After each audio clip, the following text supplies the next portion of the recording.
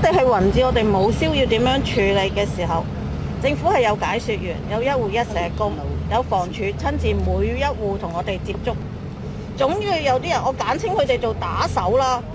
佢哋咧會咧教我哋咧點樣做，點樣同政府講嘢。佢要話俾我聽，佢哋自己係做代表嚟去同政府溝通啦。之後又會將我哋啲意見咧交俾咧嗰個黨啦。佢哋冇承認自己係咩黨，只係某啲街係我哋屋苑嘅街坊，我可以肯定話俾你聽。甚至我行喺條街有唔識得嘅人，我知道佢哋係大埔街坊，但係唔知佢係咪屋苑嘅人，都問你揾咗啊邊個議員未啊？我做乜要揾佢呢？我唔明白點解一個屋苑嘅事不停咁由頭到尾都係有政黨嘅參與咯。我覺得啲政黨係咪要管束下佢哋嗰啲議員點樣做嘢呢？